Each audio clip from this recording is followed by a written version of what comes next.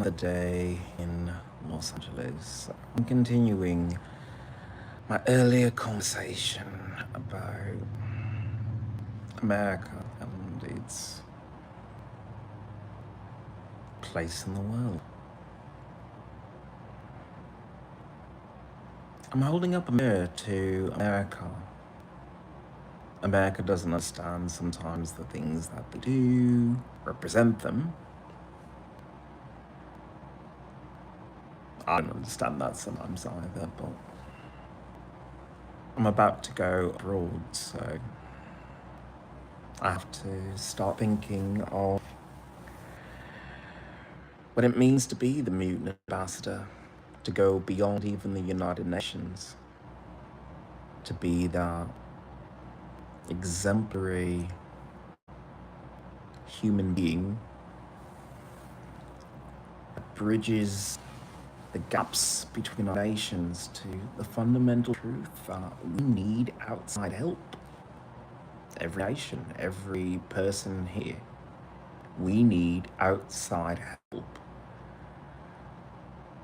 Some would say we need aliens. I would say I think we need our future. What does that mean? I have to slow down sometimes. I think so fast. Genius stuck here in America for the next couple of hours, I guess. All right, so what I'm trying to say is with all of these AI data centers that we're building, we're going to have enormous processing speed. Enormous processing speed. Do things that we never thought was possible, but we can now. For example, the thing that upsets me most right now is that disgusting little fucking child who decided to put their hands on my service animal, or just hover on top of it as if they were, challenging me. If you had an AI center here, and I saw the video on the news of, a bunch of people trying to say, oh, we don't want an AI data center here. It's okay, you don't, but I do. Why? Because then that means that you can do the extraordinary thing of partitioning a bus in real time. You didn't think that was possible. You kind of need that. Someone gets upset, someone tries to punch the bus driver. Guess what? There's a partition in real time. Recording in real time. Live stream directly to the police. If someone attacks another passenger, like what happened to me, that would be live streamed to the police in real time and also available online. All it would need is just data on motion vectors and a very low speed to set as a threshold.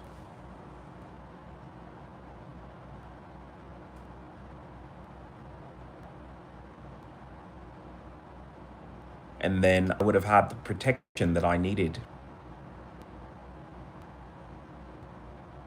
from that disgusting child. And I say disgusting child because I'm an epidemiologist and not just some American slob. When I see children running about, I think, hey, aren't you the main vector of things like COVID? Your immune systems aren't that bad. You still get milk and think it's cool to have milk every day. Something that you could probably learn from. I hate children, but the fact that they have better nutrition because you treat them like children is something that you should probably think about. I did an experiment where I was going to McDonald's and I just ate a Happy Meal. Do you know what that did to me? Just being a bit of an asshole and eating a Happy Meal, probably meant for children with toys who want one more toy. You know what it did? It regrew my hair, made my hair longer. It made my skin clear. Was it absolutely perfect? No, it didn't do everything that I wanted it to do, but it was more of a balanced meal, what I was eating, than if I ate an extra value combo at that same restaurant. And that would have cost me what, like $11 to $20, as opposed to the like $8.95 something that I was paying for a Happy Meal. But with that Happy Meal, I was healthier. These children are healthier because you treat them like children. You want to feed them nutritious things. So when something like COVID happens, they might bounce back, but then they still have the shedding period where they infect you. I didn't really hop on it because if I try to say something like this to an American, they're idiots sometimes. So I can explain to them how pandemics work. But let me try. Let me try to speak to them about this.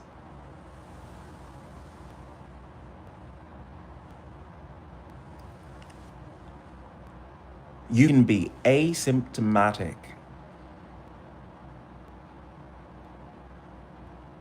and still carry an active virus. You'd be shedding little viral particles. Not a lot until it is a whole one that's intact. And that's all it takes. These children are used by these bioterrorists to spread disease. You look at them and you think cute, adorable. Ah, you misspell words. You say things funny. I look at them and I say, you're the one responsible for half the deaths because you're more resilient and old people still don't get it in America. You're not old because the years are advancing on you. You're old because you forgot to care about your health. And America lets you do that. America's a little too quick to shove the elderly to ovens. Because as you become a little bit older, you become a little bit more witchy. You get your powers in some cases. And in my case, it was quite literal. And if you lived on the West Coast, you know exactly what I'm talking about. I have video. Everybody has video at this point of me casting spells. I brew potions.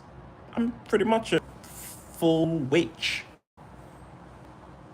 And I really should be teaching classes in that, but as I always say, Americans don't really care. They want quick solutions, but those quick solutions aren't solutions at all. No tea, no shade, but I went to Sally's beauty supply and I was a little upset about my hair and the water here and everything, and nothing was going right. I bought a product that had a coconut on it, and I thought, oh my god, this is gonna save me. It's gonna save my hair. My hair is just at wit's end with me. You can personify a lot of things. You don't personify your own body, and that's to your own detriment, America. That's to your own detriment. You don't think of your body as either a part of you or deserving of your recognition of what a vital contributing part of your body is. So I used this shampoo conditioner and it just made things worse. It felt nice and silky and smooth and wet and blah, blah, blah. But that is just shampoo conditioner. It's not your hair. My hair underneath all that was just dry, brittle, and scared. My hair was scared. It was snowed in by the residue from this shampoo conditioner. Now, this cashier at the Sally's, she was trying to tell me, I see to a lot of people who live in the area, they use certain products. She didn't advise me to use this product, so I have to say, it's not Sally's fault directly. It's my fault for not recognizing the difference between putting something on your hair and growing your hair follicle correctly. The wisdom that we used to know, your hair grows from food, your hair grows from water, your hair grows from sweating out toxins,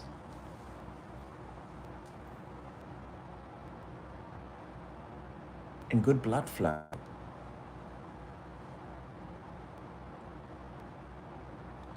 Your hair grows from low stress environments.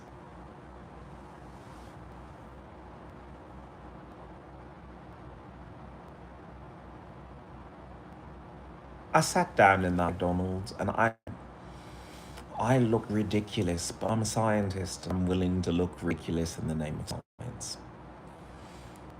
And I proved myself right. It wasn't the perfect meal, and this isn't the reason why I'm going to speak to McDonald's and say, I don't think you're doing enough. I think you can do even more. Cheaply, obviously, because America's flat broke all the time. But if you did more, I think it would actually help people.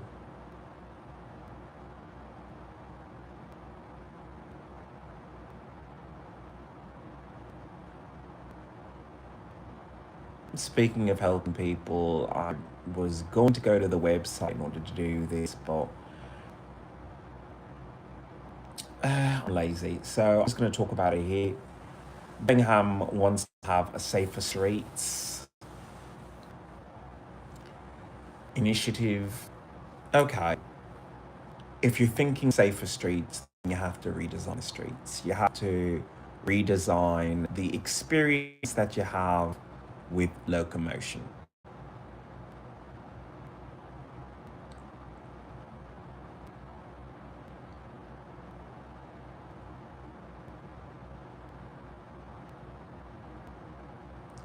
This is what AI data centers are for. Autonomous travel. Admit. Say the words out loud. I am a passenger. Say it. Good. Nothing wrong with it, but that's what you are. Everyone who says, I'm a driver, you know, you get behind the wheel and you say, I'm ready to do this. But the truth is, you're tired, you're distracted.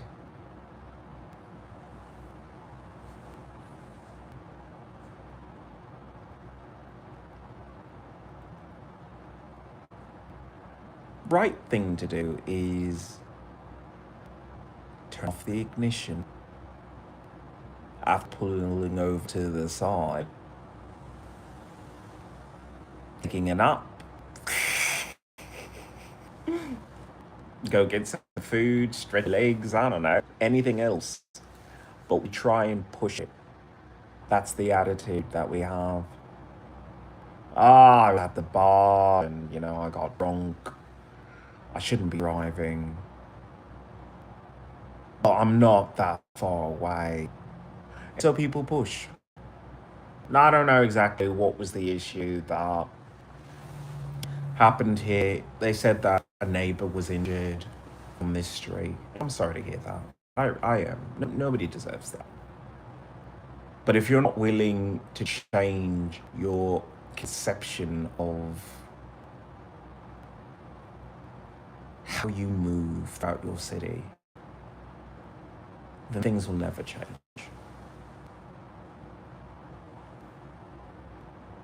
If cars and buses move at 1 mile an hour in your 1 mile distant town,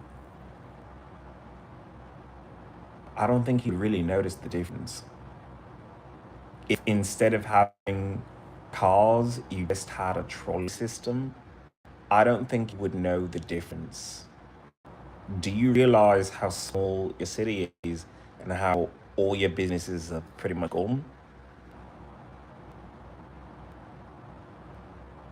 And I guess that was the reason why I had to come here to Bellingham, was to see what's happening with America.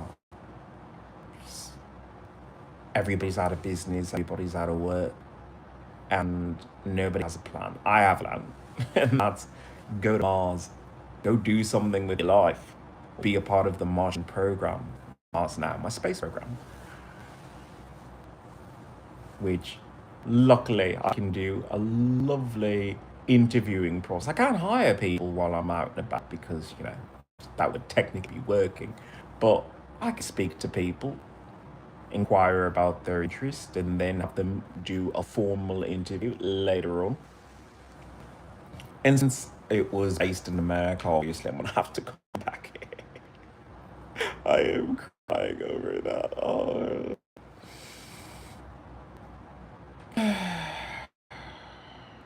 But it is what it is.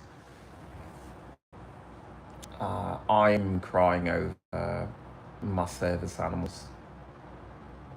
I am the best trainer,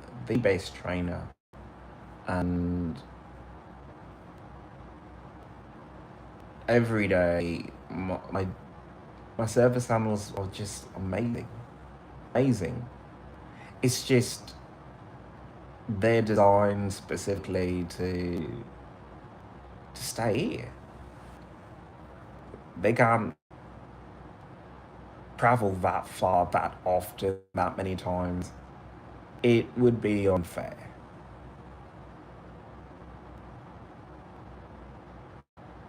And these vultures have been circling my goddamn service animals for a while now.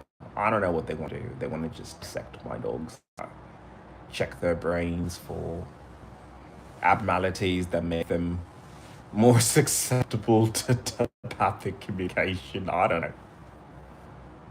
But then again, if you live on the West Coast, you've actually seen that happen. So there's that.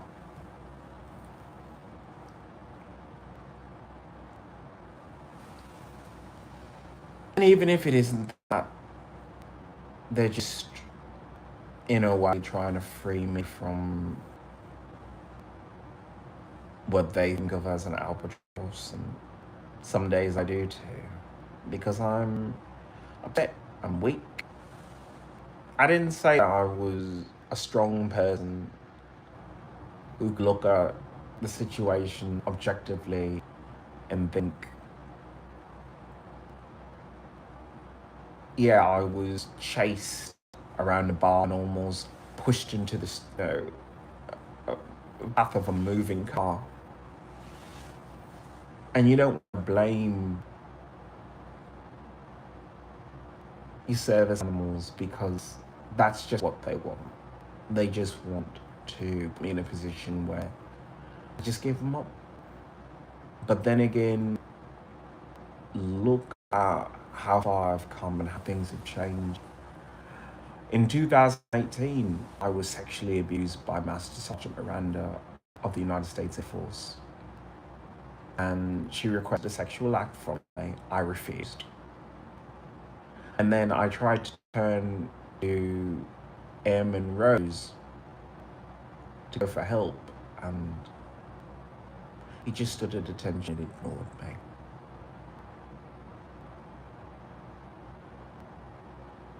That was the level of weakness that I had, where just stress of it alone made me have to go to the hospital.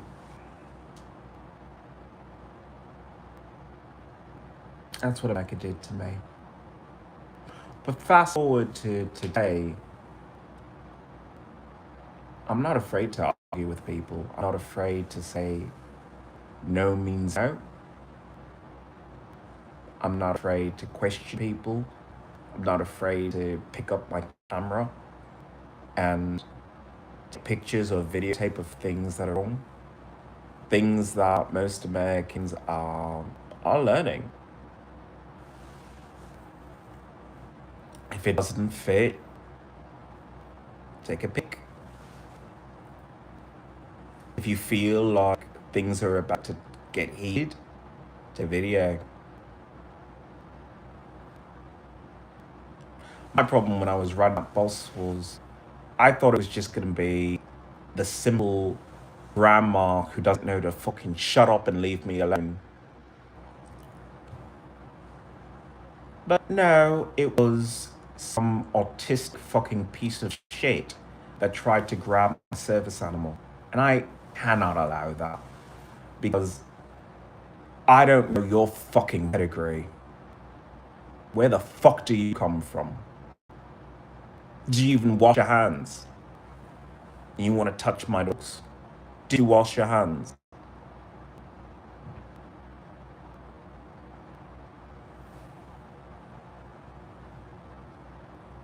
I vaccinated.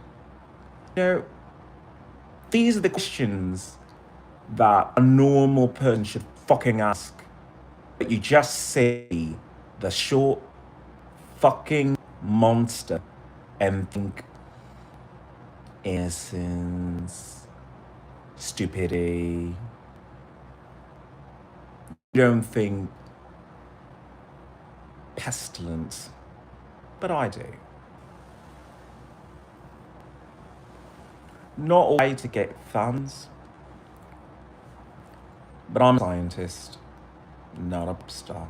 I will be singing a lot, and maybe if I don't even country, I might change my mind eventually because I can't take it that everyone's this stupid everywhere. But what do I know? I've just pretty much been staring at Americans for the past couple of decades. And yeah, I am a bit hard on you, America. I am hard, but it's because you should know better.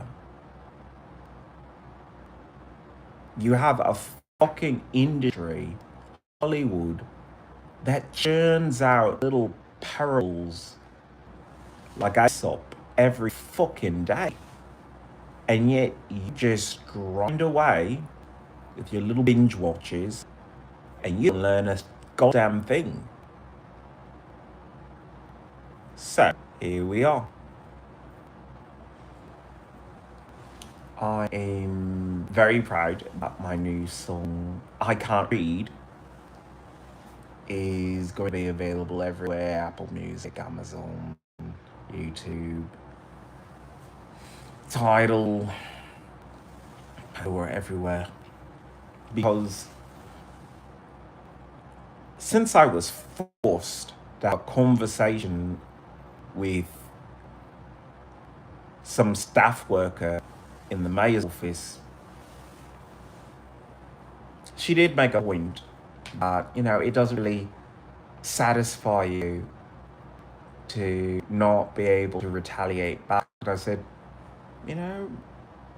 nothing. I said nothing because I was just like, that's food for thought. And I realized, aren't I a musician? And that's why you have a song about that disgusting piece of shit that tried to grab my service animals. So now I can actually regain some of my energy, which was wasted on that fucking exchange. Nah, I won't be missing all of you. I'll think about you from time to time, and eventually I'll have to come back here, but I'm just done being hurt by you. I'm just done. I'll probably be hurt by every other place that I go to because now governments have more of a reason to be nosy, intrusive, and manipulative. But they might actually give me some benefits other than America, which was, we give you loneliness. I'm like, thank you so much, because I hate people. Well, I mean, it's hard to actually like people when you could see thoughts and you could tell people a line, or when they're just reading lines.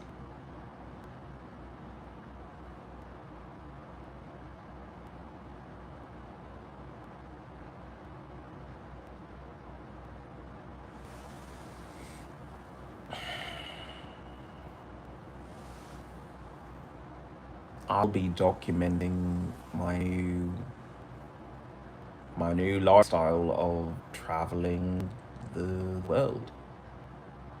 And I know that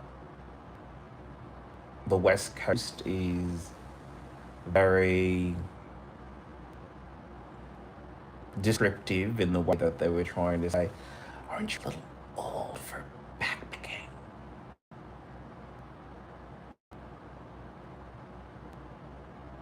Rude, but I I don't want to stay here. The town, in a way, through its very, very creepiness, is trying to say, please settle here. um, yeah, you see the town's falling apart. You could use some help. We could use some help. We could turn this town around if you were here. Because you care about this town, even though you hate it. You still care.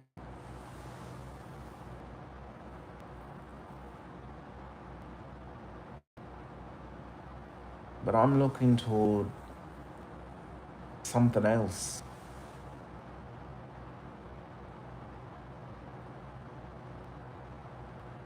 You're not the only country that's suffering and in pain and in need of a hero. And right now, you don't want to be a hero to yourselves. The friends of, oh, our neighbor was hurt on this street. How much do you really care if you're willing to change the street? How much do you care if you're not willing to build a different road? Hello, Bobby. Welcome to the channel, welcome to the revolution. And that's doubly funny because I am moving to the United Kingdom. Sitting. I'm sorry. Sorry, I can't be too pretentious there. But yeah, Bobby is actually slang for policeman. So, hi, I'm Bob.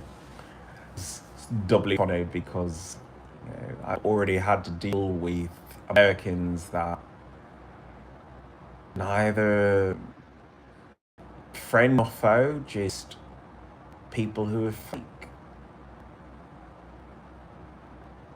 That it just feels like nothing.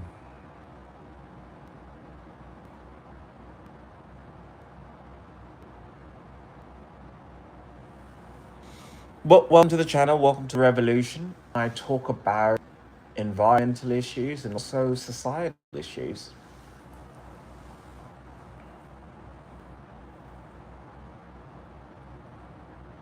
We have to evolve past what we are, and AI is going to be a big part of that because it can process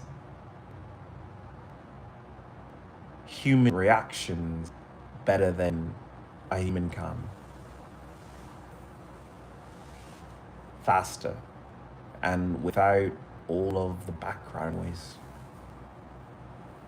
So,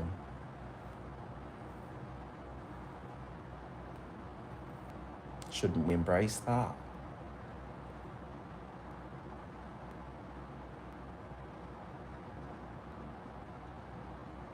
Too old for backpacking, I guess. Or I want to stay here because I was in the supermarket. And I know Stephen King references all around. The Mist. It's people. People like you, like me. For the most part, looking through the aisles, relaxing maybe, thinking subconsciously. There's food here, there is safety here. But I can see through. And you can see every time I try and say, good morning, how are you? That deep down they just want to say, don't hurt us, don't be psycho. Because they know, as wild as Whatcom County is, people in Washington really do go wild. Mostly because you don't want to live in one world, you want to straddle both. People can do that. Not a lot though. Ryan, welcome to the channel. Welcome to the revolution. I'm Ian Ileona. I'm an environmentalist and I talk about societal issues. And what I'm talking about now is group fear. You read news, you watch the news, and it just makes you afraid. It makes you aware that you don't know the people around you. You look at them and you don't know them. And in some cases, it takes years to know a person. Are you willing to invest years? I mean, I go to the local supermarket and I guess people might recognize me. I mean, I've been there a few times. Or, I mean, they might think of me, may have an opinion on me.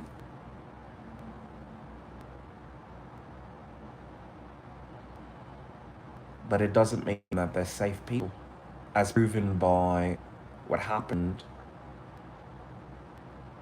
previous night, not last night, right before that, because I admit it, I must let my guard down, even though I was looking at the signs, my service animals were looking at the signs. I already had to, duck down under cover because people were wild because of the World Cup. And I guess that's something I didn't even really think about because I'm not as sporty as I like to think that I am. Or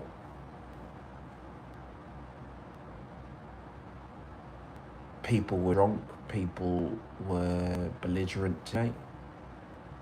And I guess I was blindsided because I said, there's no reason to act that way unless it's provoked or premeditated because somebody wants you to do that.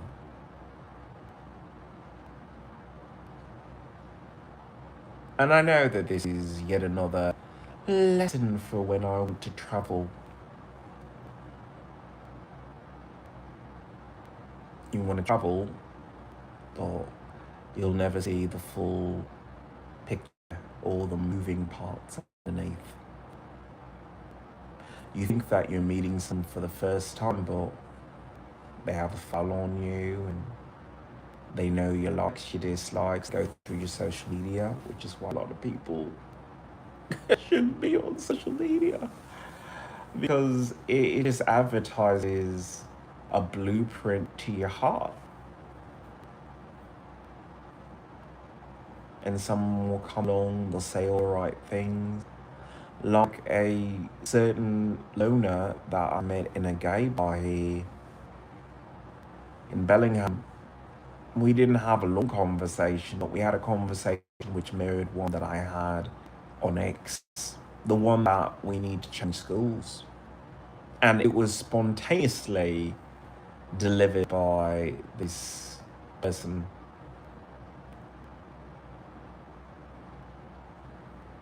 But it's just verbatim what I already wrote.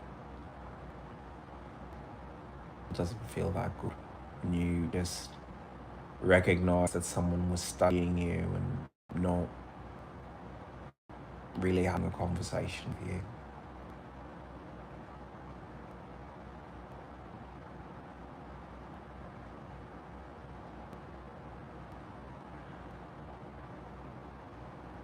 Through all that pain America puts me through, I refuse your offer of just being a miser.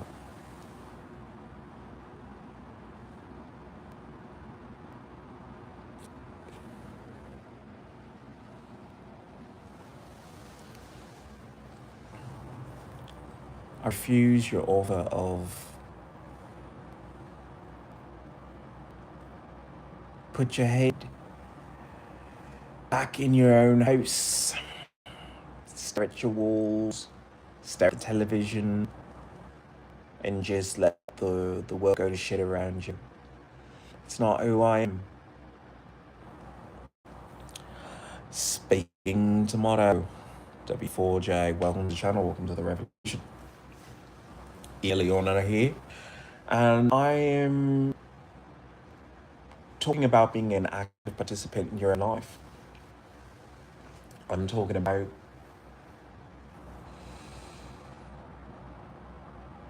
realizing that your time is precious and the inefficiency of your own government, the inefficiency of your own community is not only just a threat to your personal safety, it's just messy. It's just messy. It doesn't have to be.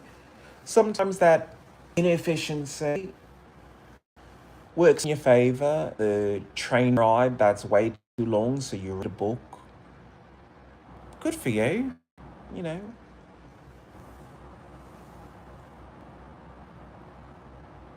But then you also allot time to read if it's something that's important to you. It's important to me. I'm reading. Which makes me once again realize that I can't stay in America where you're illiterate, couldn't read the service animal, and you don't know what that means because they don't teach that in school, but they should. They should teach that veterans are coming back from military service broken and they need service animals. You know, I get my VA benefits, I get my money from them. They're not doing their due diligence of giving me the full benefits of educating young people of what it means to serve the country.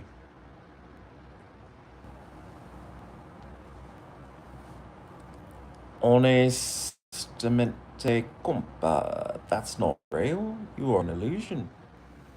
Know that? Nothing is real here in America or any other nation. It's a sliver of reality. I mean, you look at something as simple as ordering food in a restaurant. The food comes out, it's on your plate. You don't think, where does that come from? Okay, well, who made it? How is their life? Can they afford healthcare? Can they afford a babysitter if they've got kids that they leave behind to go work? Are the kids' grades? It doesn't matter to you because you're just eating steak or beef Wellington. But I think it kind of should. I think this idea that we don't connect to each other, and I'm one of those people who doesn't want to connect, but it's almost because I don't want to connect to the wrong thing. I have to think that maybe connecting to people in general is just wrong. I think connecting to AI isn't perfect, but it's better.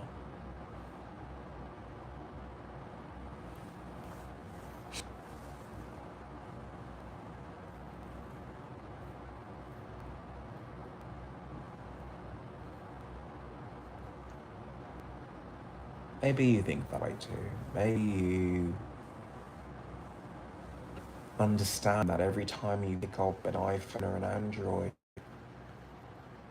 you are sharing your soul with an inanimate object, hung of metal and plastic.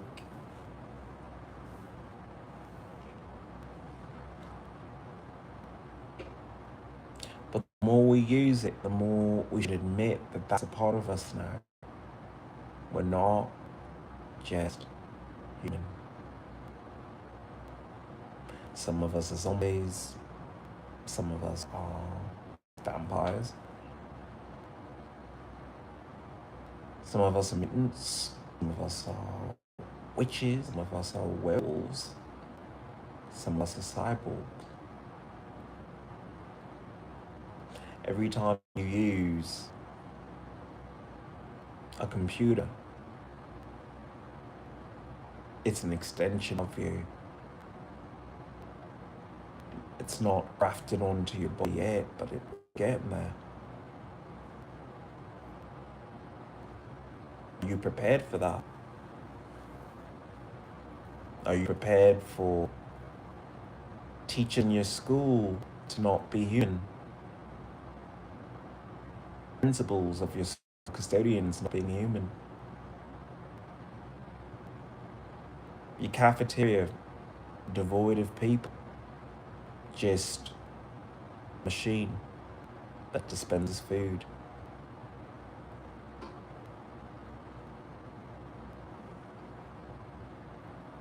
But that's where we're headed.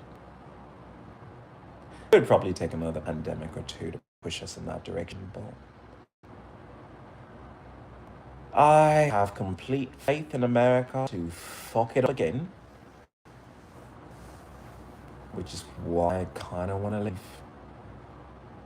My own country would rather sweep the entire nation in a way to increase immunity, but you just don't see the value of human life here.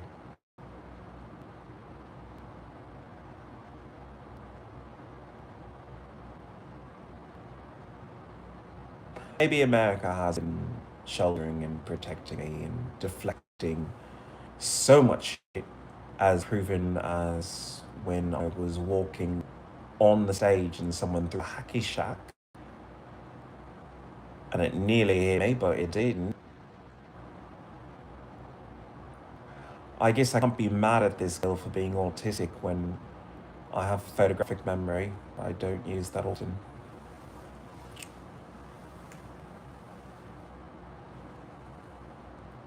I guess I'm on the spectrum. But you have to understand why that is. That's because we're heading to a situation where you got meteors, you got earthquakes, you've got toxic cloud storms, and you're gonna need people to mind that at all times. To have split focus.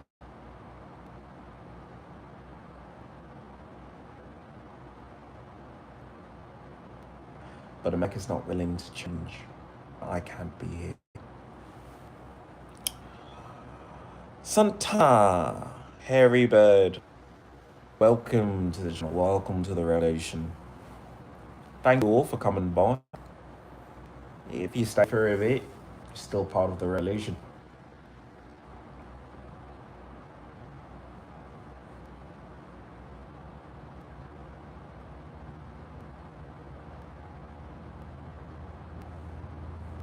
I want more. I want more out of life. And I know there are people like me out there somewhere, and they need help. They need training. They need assistance. LGBTQ, like myself. And it has been a while since the LGBTQ had a leader. Because we have been conditioned, brainwashed to think we're a minority but fabulous, and it doesn't really matter, if someone's human rights is being ignored completely in some other place. And all I can say is, you fool, do you realize that by championing LGBTQIA rights worldwide, we're actually uniting as a culture, where we would unite as beautiful, hot, some cases single.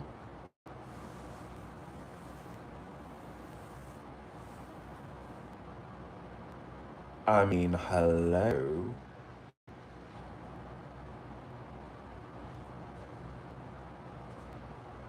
Having LGBTQIA king would mean better healthcare, would mean better tech, would mean better housing. And I think you need the healthcare more than anything, because every single pandemic targets us the most. We're the most social.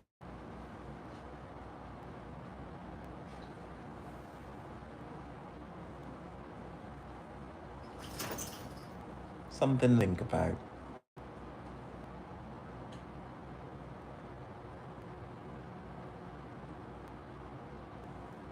Uniting the LGBTQIA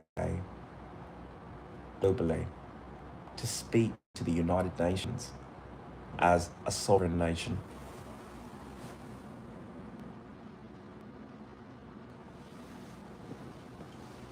To finally get the rights that we need to protect ourselves.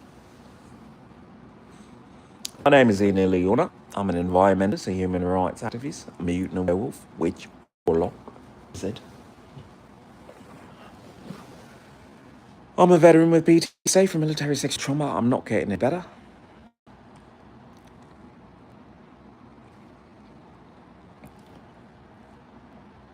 Things are going to change here in America, in Europe, in Oceania.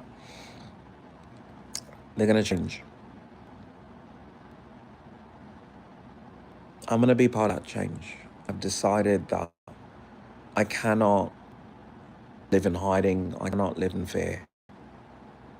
I have to go out there and support my people. We need better leaders, better representation, because no one who proposes to your partner on a football field should be met with being bashed. No transgender person should ever have to be told anywhere where they can use the bathroom.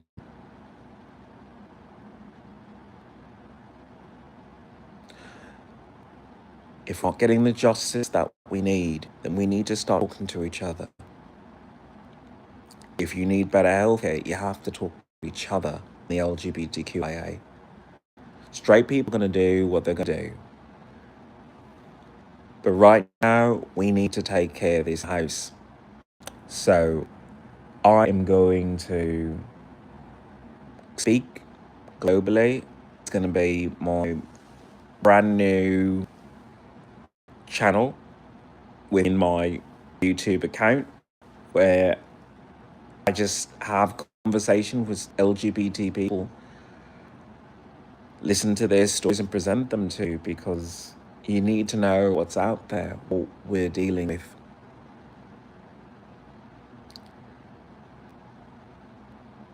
You can't sit on the sidelines while your people being slaughtered. And I feel for my country because it's in so much pain, and I wish I could stay and help you rebuild your country, but it doesn't feel like my country when I'm constantly being abused, constantly being triggered. Doesn't feel like a loving country, even if it's get back inside, get back inside, get back inside. I understand that the world is a bad place, a scary place, but you're not changing it. You are changing it slowly, but you're not willing to go all the way, because that inefficiency, that fear keeps things going. Sometimes you just need to break the wheel.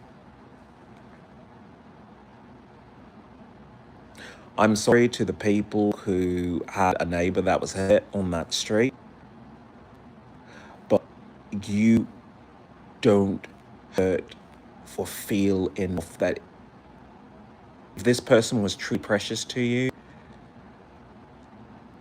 you would just close the street. Say, nah, you can just go around. There's more street there. That would be a statement. That would be honoring that person's memory. But instead, you want to put up little signs that, say people get hurt. Well, I know I get hurt.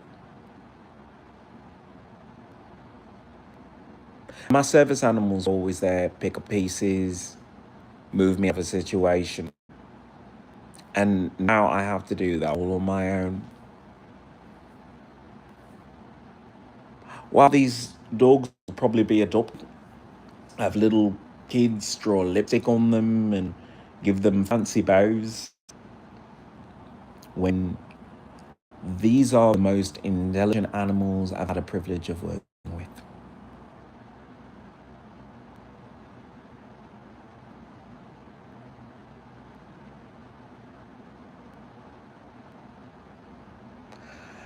It has been honor and privilege, Echo and Magic.